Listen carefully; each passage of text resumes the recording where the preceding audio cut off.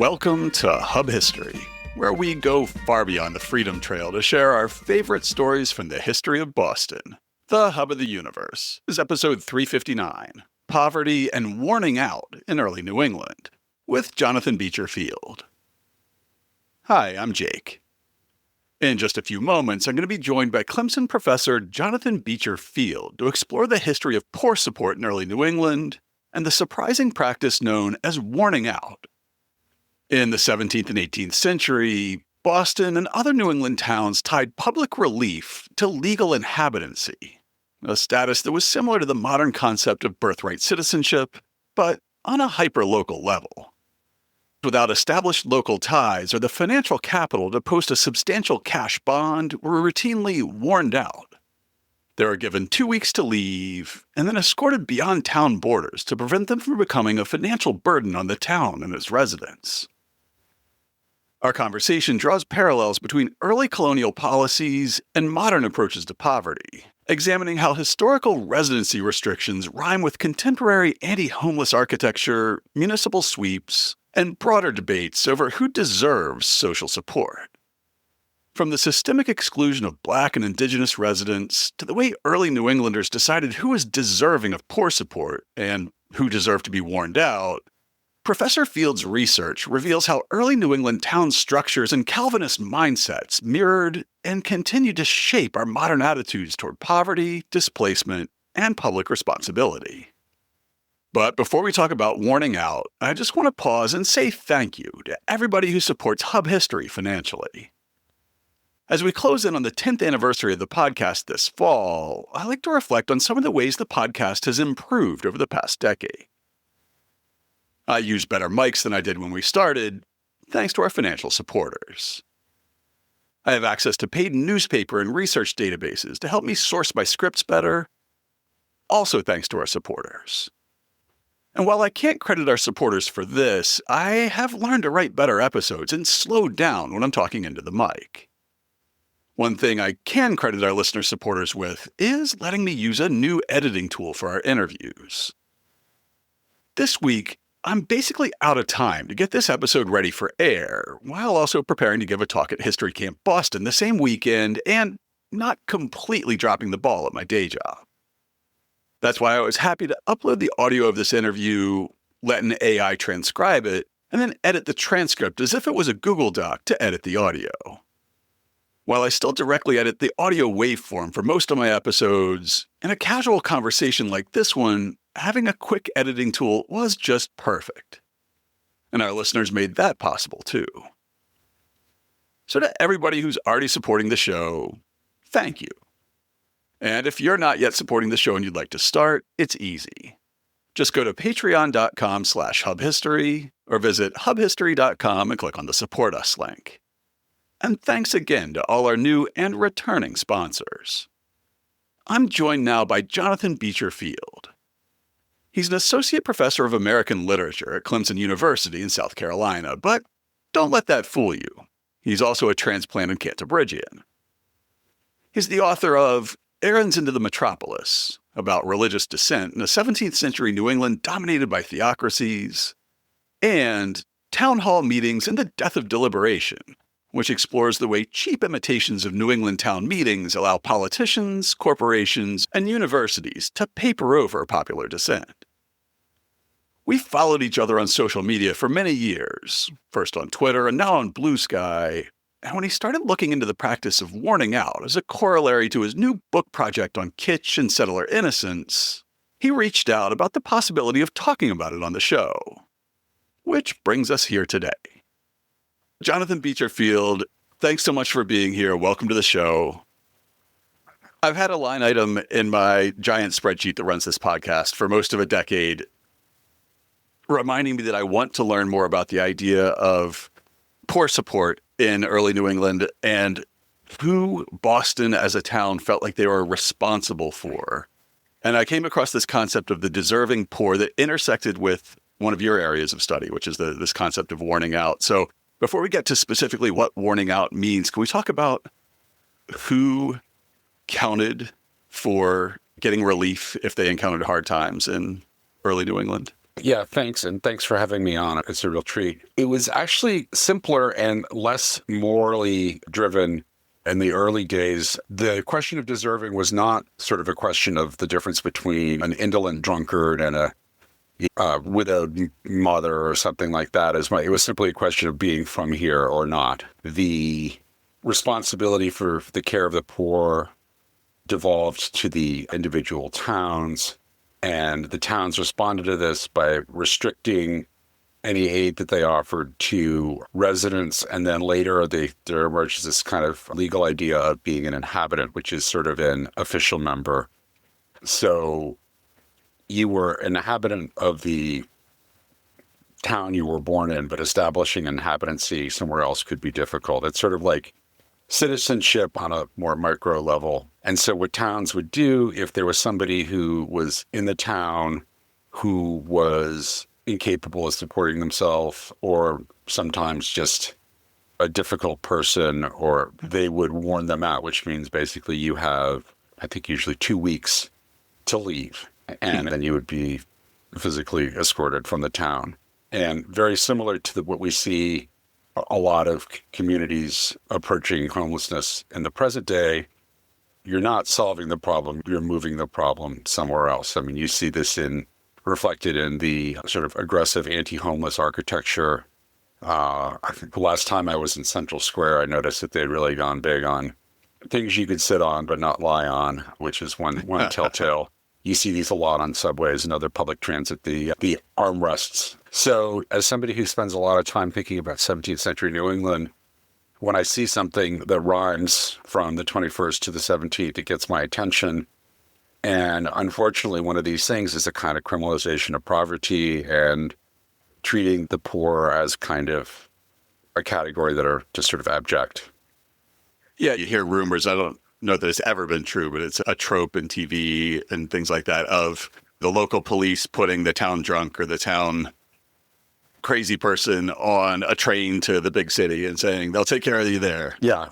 And that almost feels like, whether that's something that truly ever happened or not, that almost feels like it has a parallel with warning out in the olden times. Yeah, I certainly have heard those stories. I know that, for instance, before Olympics, before Democratic or Republican conventions, I was living in Chicago, I think, during the 1996 Democratic National Convention, if I remember correctly. And there was a big sort of sweep of the areas of the town where visiting dignitaries would be to create this kind of, it's like a Potemkin village, but instead of building structures, you're getting rid of people or putting them somewhere that they weren't. And coming back to the idea of who might have been warned out, you brought up this distinction between residents and inhabitants, and even before that, the idea of who was born in a town and not. So if you're born in a town, it sounds like you could be a resident, be considered illegally an inhabitant. Yeah. But what did it take to move to a new town? Or what did it take to be considered as potentially belonging to, possessed by a new town? You have usually these laws. There's a book, I think it's available for free online on the internet, called Warning Out in New England. It's an early 20th century book. But it's usually, you can post a bond for a certain amount sort of to guarantee your support, or you can have current wealthy inhabitant vouch for you. There's a kind of combination of financial capital and social capital that could entitle you to be, basically, if you could demonstrate you didn't need the support, then you could be eligible for the support. So just often the way these things seem to work.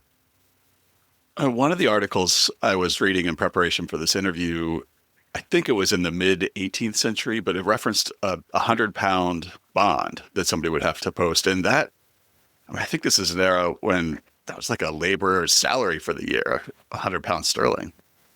So it wasn't a small token payment to try to join a town. I think that, there are obvious echoes with, I think, some of the ways that some people are concerned about migration is that you'll have these hordes arriving that will then create expenses for people. This is certainly discourse that is not hard to find these days. And whether or not it's true, a lot of people feel that way, and accordingly, unfortunately, in my opinion. I think the idea, I mean, we were talking before we started recording that there's, what is it that qualifies you for be deserving of shelter and food? And my contention would be being alive, being a human being, and not what it says on your passport, not what your address is. And some people feel that way. Other people feel differently about their exposure to being financially responsible for somebody else's welfare. Yeah, that seems like a running theme in American culture. I know in the 17th and 18th century, there was this idea that the lazy who just wouldn't work, the indolent, the degenerate town drunk, these were people who didn't deserve that relief if something terrible happened in their life. But then they're happy to support a virtuous widow or a disabled veteran or somebody with a severe developmental disability. And I hear that reflected in the rhetoric of people who rail against welfare queens or something today. Well, I'm happy to support somebody who's a hard worker who's down on their luck. I just don't want to support this other group, this mythical group of welfare queens or the undeserving poor. Yeah, I remember hearing a PSA for a personal injury lawyer saying that he believes that everybody has a God-given desire to work. This is in South Carolina, not Boston, but I think it does speak to this idea that it's natural and normal to the old Protestant work ethic, whether you're Protestant or Catholic or Jewish or Muslim. But yeah, this idea of it being natural and normal to want to work. And I think as the modes of social welfare changed, I think this put more emphasis on the idea of the deserving versus undeserving, because it's, from what I've seen in the case in this early book, I can't remember the guy's name, but the Warning Out New England book it's basically just a compilation of instances of people getting warned out. And there's no documentation of like, oh, this widow with her child showed up in Haverhill after her house burned down, and we took pity on her. It's like, sorry, you're not from here. It was Henry Benton is the author of Warning Out in New England. And it is available if you're curious. It's a strange book because he gets interested in the topic when he's a genealogist. He's one of those late 19th, early 20th century. I feel like he probably had mutton chop sideburns. And he was a big genealogy guy, and he found evidence that one of his relatives had been warned out. I saw his book reference in the footnotes of a couple of the articles I read to try to get ready for this interview. And he concludes that, warning out was a good thing because, as we see now with the flotsam and jetsam of of the Caribbean showing up. Someone with an ancestor who was actually warned out, landing on, with this flotsam and jetsam today, we must have. Yeah, I mean, when I saw that, I was reminded of what David Lynch said in a different context about fix your hearts or die. And I think being capable of recognizing the humanity of people who are different than you are is, I think, part of being human. I think in my job as an English teacher, I think of what we're doing when we're reading these stories about different people is like getting in reps in the empathy gym. And I'd say I hate paying taxes just like everybody else, but I don't mind the part that goes to support people who are less fortunate than I am. There's that line in Garth Brooks's Honky Tonk Bar Association about you don't mind most of the time when Uncle Sam dips in your pocket, except when it goes in the hands of the man on the welfare line. Now, it's been argued that Garth Brooks is doing a bit or it's a persona, but it rubs me the wrong way. I would rather spend my tax dollars on that than some of the other things we're spending our tax dollars on these days. Certainly these days, Yes. I didn't grow up with religion, but I grew up sort of on the periphery of one of the Anabaptist faiths, the Brethren Church. Okay. I'm not a believer. I have a lot of things I would critique a church for, but they have a real commitment to care for the poor. That is a deep tenet of that faith. Mm-hmm. And I feel like, while, again, I'm a secular guy, but that somehow I inherited that part.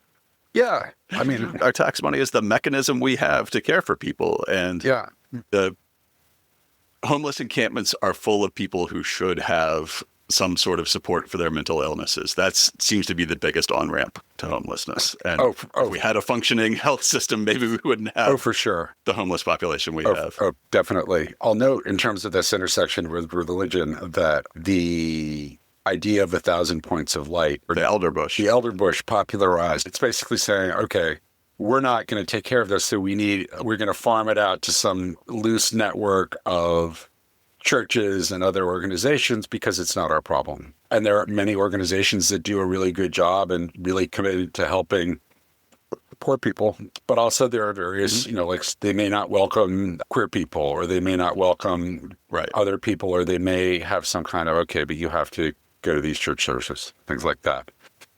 So I think that as you mentioned, it is interesting. And the town is a church and the church is a town in 17th century Massachusetts, pretty much. Right.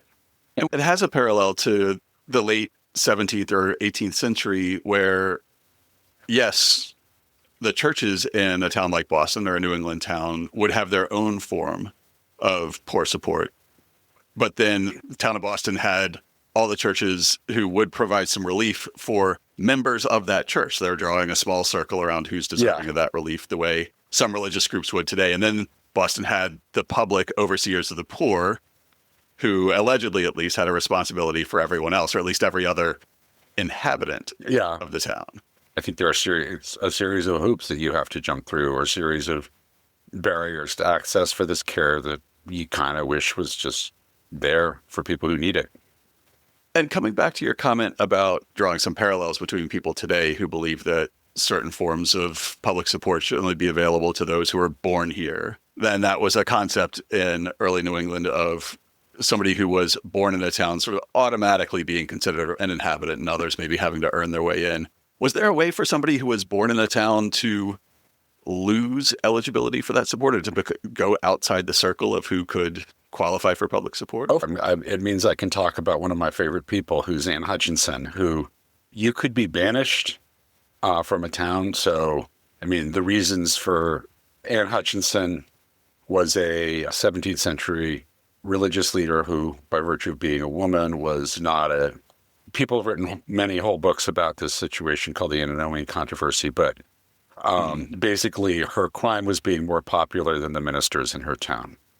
I tell my students in Clemson, it's like, imagine if the lady who ran small group was more popular than the pastor. That's a problem. So eventually, after a civil and an ecclesiastical trial, she, along with some other people, were kicked out of not just she was excommunicated from the church in Boston and kicked out of the colonies. Hutchinson went to Rhode Island and then ended up in basically Westchester County, where her family was massacred by Indians, which is why if you drive to New York, which I don't recommend, it's the Hutchinson Parkway.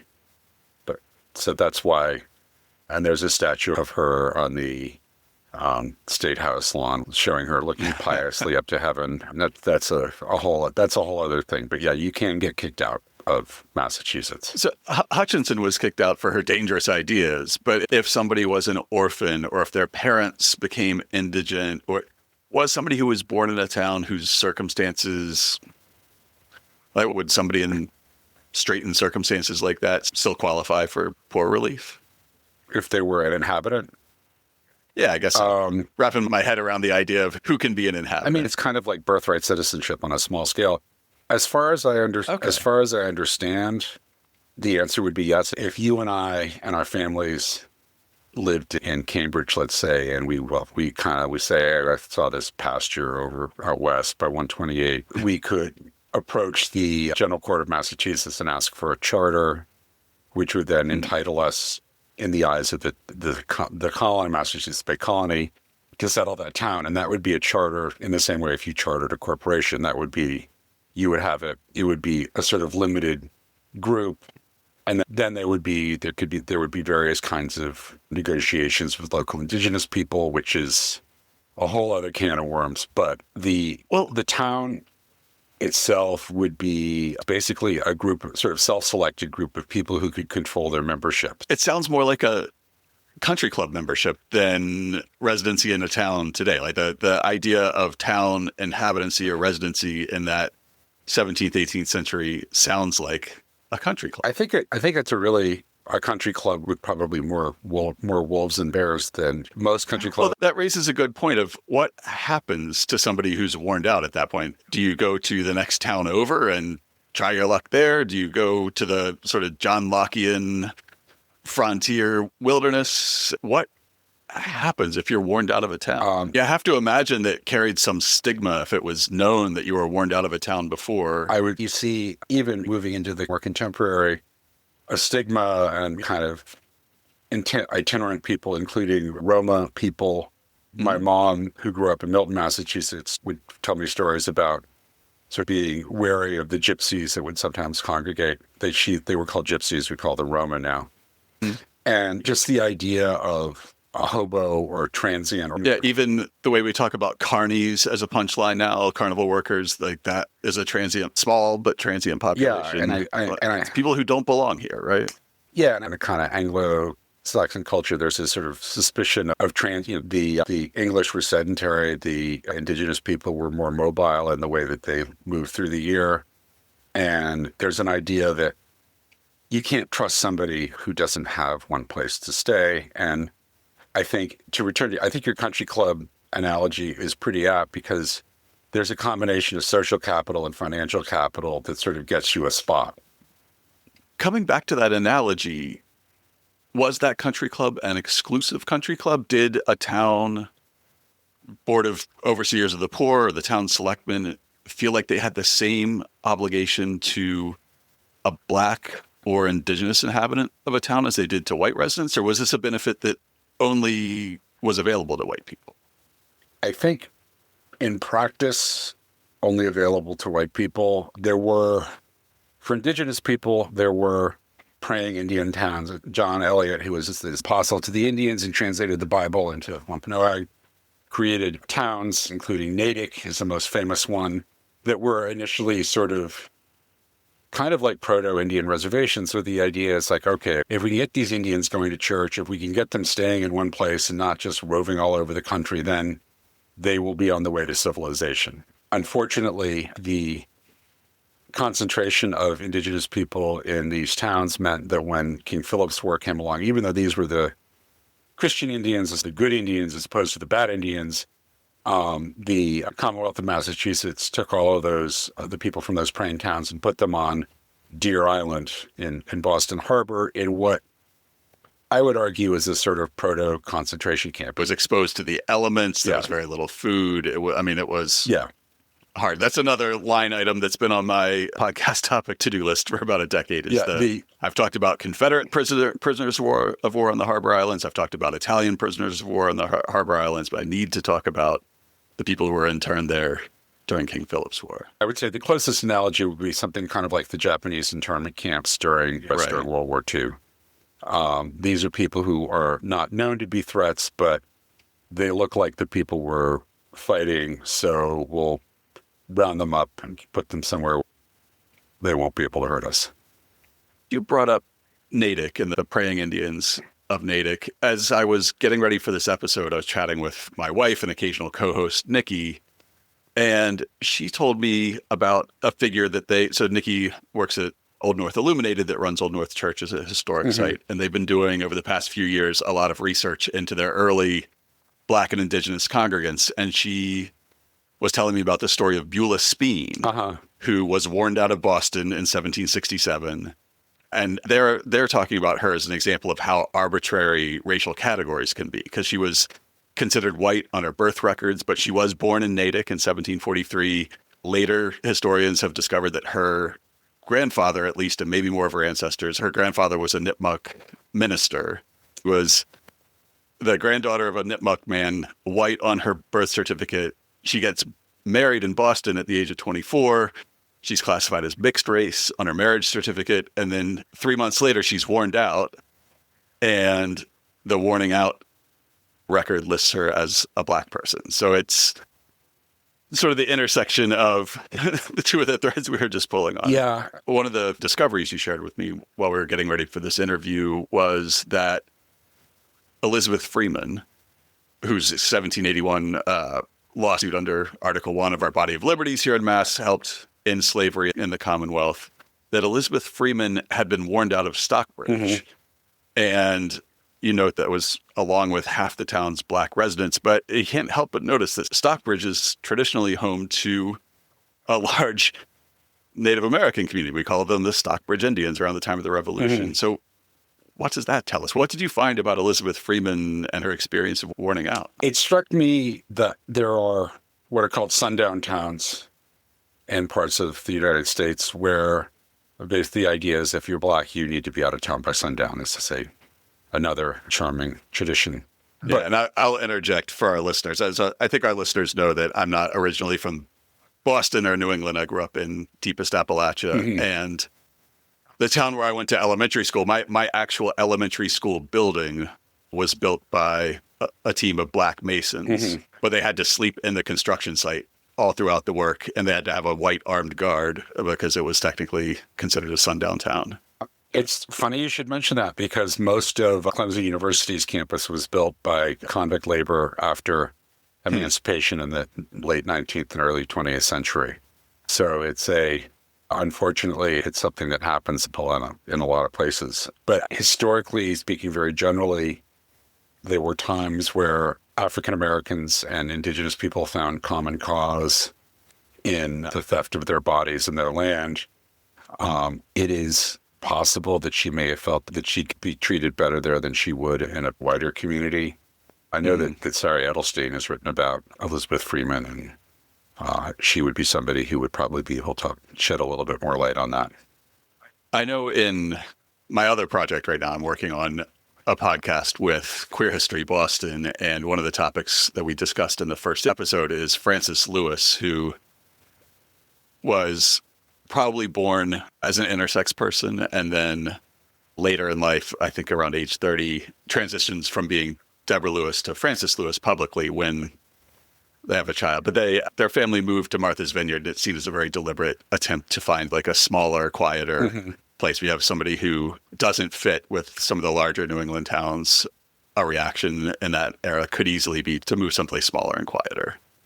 So thinking about the town as the corpus that's responsible for its residents, its inhabitants, they're responsible for their welfare if they fall on hard times. How does that translate into the modern era, not even through the idea of relief for the poor, but just as the decision-making body, the group that would select who is in and out of the circle of protection? Most towns now don't have the same sort of town meeting structure. A few do, but how do we see that same town meeting reflected today? I don't think anybody who's involved in working with unhoused populations is going to go to Boston Common and then say, oh, you're not from here. And then, oh, you're from here. We're going to take you and give you a bed and a shower and a hot meal. But on the other hand, there might be, if you have one Boston-born person who's homeless sitting on a bench in Boston Common next to somebody who was born somewhere else, I don't think that the treatment is going to be different, but the treatment might be to put them both on a bus or harass them, take their stuff.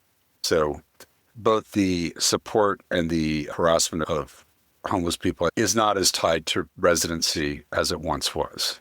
When they clear the camp at Melnia Cass or wherever it crops up next, they'll clear everybody out, not just the non-residents. Terrific. Yeah, and my understanding of contemporary homelessness in Boston is that there aren't enough resources or beds for that population. I feel a lot of it is through agencies like the Pine Street Inn, who that's their mission, but that's, I know that's a private organization because sometimes for Christmas I'll make a donation to them instead of giving a present to my in-laws because it's hard to find stuff that they want. A lot of that support has been privatized. You could say that Pine Street Inn and Boston Food Bank are points of light in George Bush the Elder's phrase. And points of light are great, but it's not a holistic solution to the problem. When did the practice of warning out stop? When did we start to rely more on institutional help for whether it's an almshouse, a workhouse, a manufactory house? when did we rely more on those institutions as a place to put poor people, I guess, rather than warning them out of town? First half of the 19th century, you see that kind of shift, a transition to a more institutional approach. And with your question makes me realize I don't think anybody objected to this process of warning out, which is, the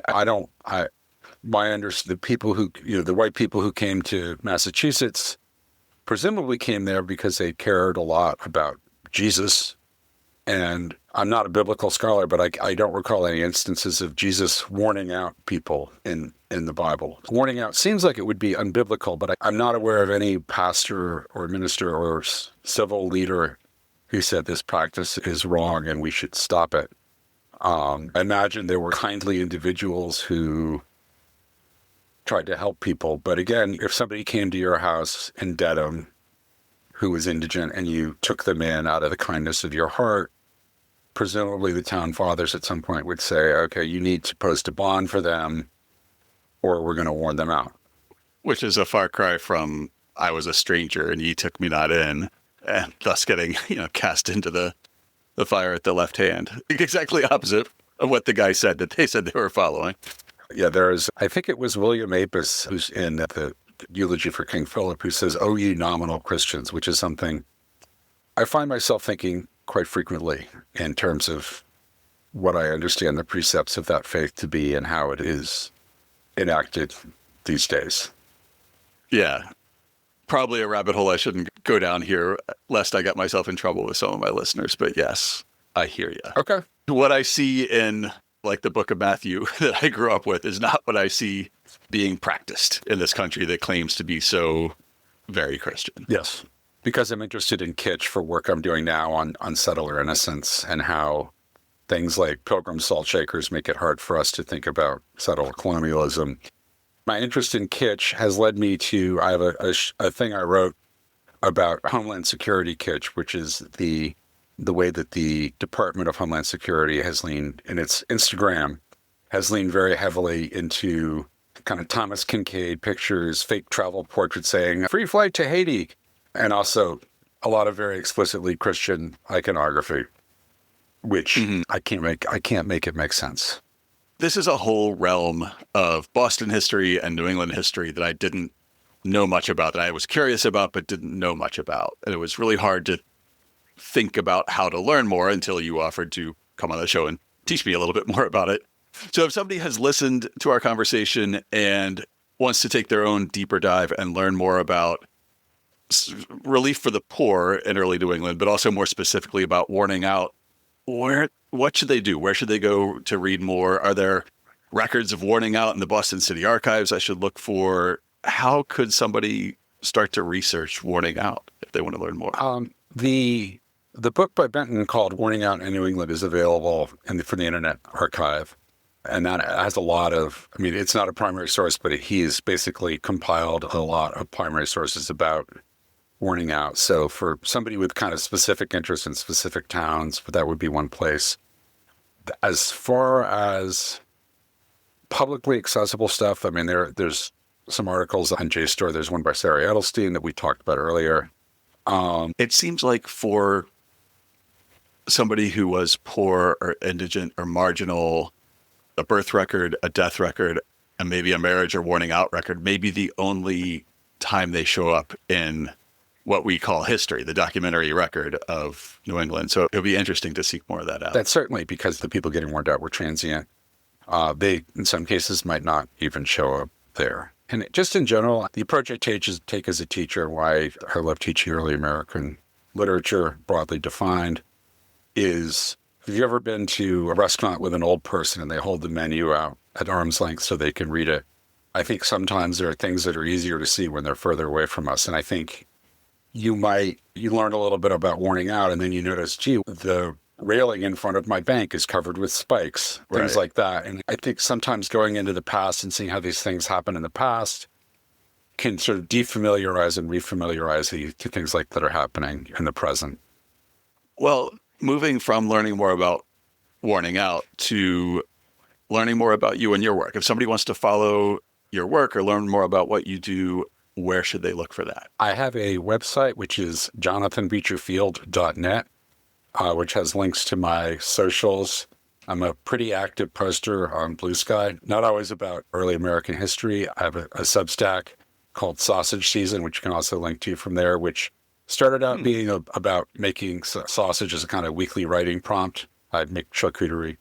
And has become, now I'm more focused on how the sausage is made in academia and things like that. So I've been having some fun writing there. And both of the books that I've published are available open access. There's a link there. I wrote a book called Errands into the Metropolis about New England dissidents going to London and basically saying Massachusetts is being mean to me. And various governments in England said, okay, here's Rhode Island, that's the TLDR version. And then second book I wrote is Town Hall Meetings and the Death of Deliberation from Minnesota. Also, you can read for free, thanks to Manifold, about the sort of iconic form of democracy of the town meeting becoming a name of the town hall meeting where your CEO tells you he's laying half the staff off or things like that. Or the developer tells you about the project that's going up in your neighborhood that you really have no way of stopping. Yeah. But here's our official meeting we're having so we can listen to your feedback. Yeah, so corporate, political, you have town hall meeting debates, and then academic, you will have an incident happens at your school, and there's a town hall meeting where the leaders say, this isn't who we are, when there's an incident. As I mentioned, I'm working on a book on settler infrastructure, settler kitsch, and settler innocence in terms of the things that make it possible to go through our daily lives, to be as minimally aware as possible of the violent expropriation of New England, of North America, of Massachusetts, however you want to scale it, from Native American people. And my argument is that the town creates this infrastructure that makes it seem like, okay, you can buy a magnet of this sign that says entering Boston, established 1630. There was something there before then. It just wasn't called Boston. Right. And then on the other side, you have, I think it's the things like sexy pilgrim costumes in Marilyn Monroe and a pilgrim costume and pilgrim salt shakers that, again, make it kind of shift the focus away from land theft and genocide. So, but yeah, jonathanbeecherfield.net can sort of keep up with all of those things. Well, it's funny. As part of my wrap up, almost every single week, I tell my listeners that Blue Sky is the only social platform where I'm still kind of actively engaging and talking to people. And this is a perfect example because this conversation we've just had was born out of an exchange on Blue Sky. So come follow us both over there. Yeah, it's better than other social sites. You know, it feels a little bit like being in a Whole Foods parking lot, but it's a lot of cool people like me and Jake are there. Yeah. And other cool people. Well, Jonathan Beecher Field, thanks so much for joining us today. Thanks for talking about poverty in early New England and this practice of warning out specifically. And I have learned a lot from this. Thanks. I really appreciate the opportunity. And I'm happy to come back whenever. To learn more about warning out and poverty in early New England, check out this week's show notes at hubhistory.com/359. I'll have links to Jonathan Beecher Field's website and his Blue Sky, where you can find out more about him and his work. I'll also make sure to link to Professor Field's books. We'll also link to Josiah Benton's book, Warning Out in New England, 1656 to 1817, and the book, Colonial Lives of Property, Law, Land, and Racial Regimes of Ownership by Brenna Bindar. I'll also link to some journal articles where you can read more about how towns worked in early New England, about Elizabeth Freeman, and of course about early New England poverty. If you want to get in touch with me, you can email podcast@hubhistory.com.